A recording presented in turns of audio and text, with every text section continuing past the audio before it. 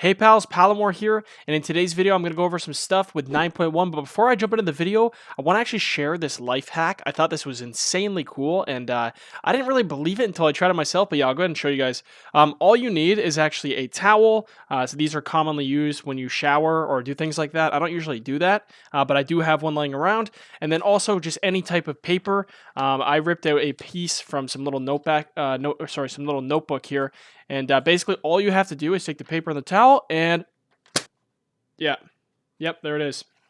So you can make paper towel like that. I've been doing this trick lately because I've had a lot of spills around the house, but thought I would share that. Anyways, let's jump right into the video.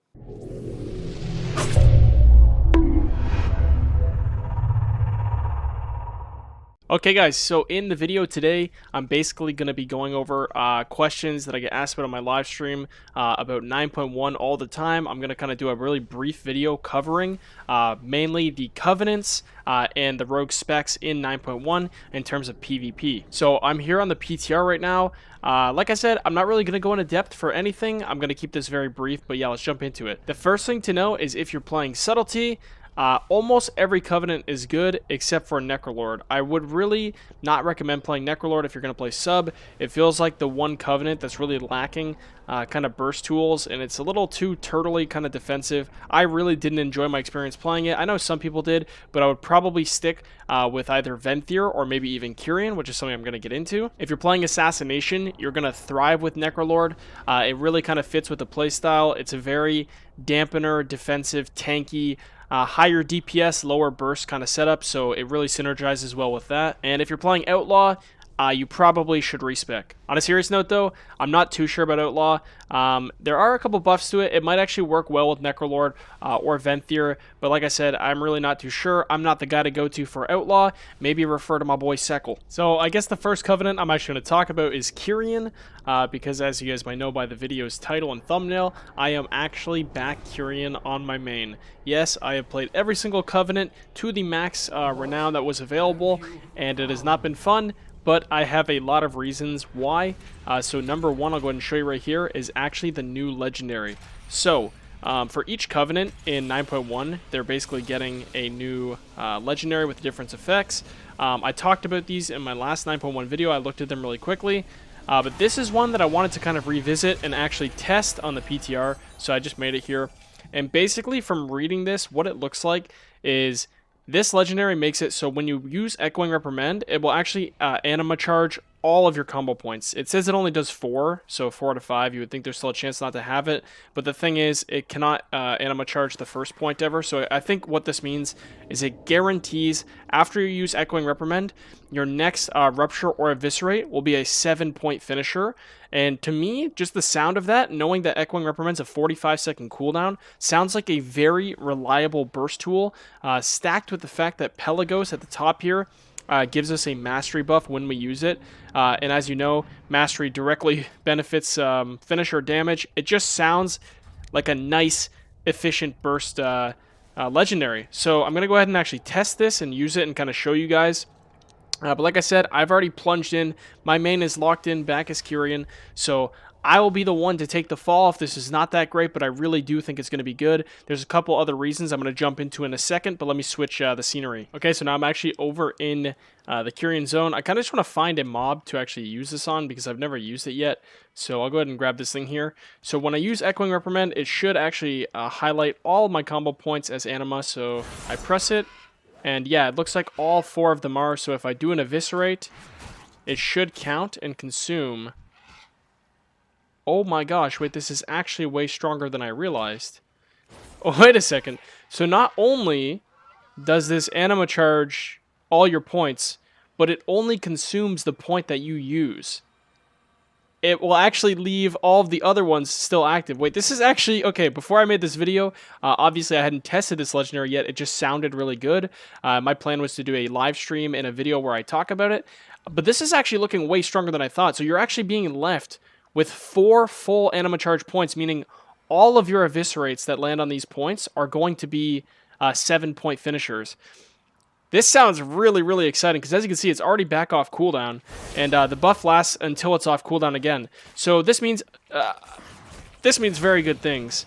I'm really glad that I figured this out and made this on the PTR. Basically, the other reasons why I think Kyrian's going to be really strong, other than this legendary, kind of just synergized with like the burst I was talking about, is because of the fact that assassination rogues, as we know, are getting hemotox in a PvP talent. It's going to make them really strong. And one thing you might not remember is that the Kyrian potion that you get from your little owl boy here actually removes diseases, poisons, curses, and bleeds. So what is this going to do? This is going to make Kyrian rogues counter assassination rogues. And the first thing that made me remember this is at the very start of Shadowlands, when every single rogue was playing Kyrian, anytime I'd ever try to play assassination, it was the most annoying thing ever going against rogues because they had this file. Now that not many rogues are playing Kyrian and a lot of people are playing Asa, this thing's going to see a lot more value. It's going to be a lot stronger.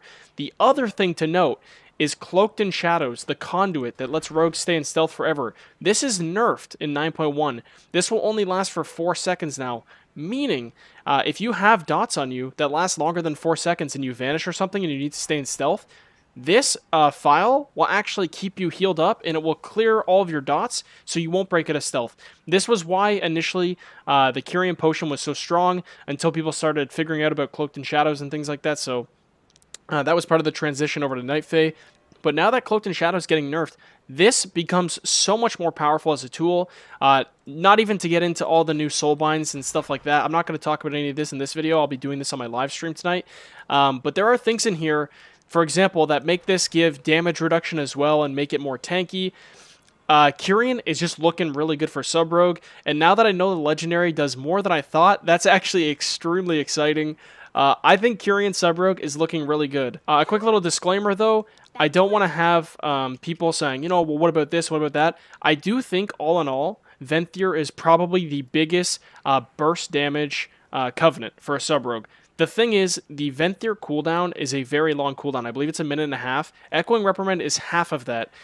Another thing to note is you're going to be fighting a lot of orcs, and something you'll know as a rogue is your cheap shot on an orc versus a non-orc only lets you get 3 globals off instead of 2.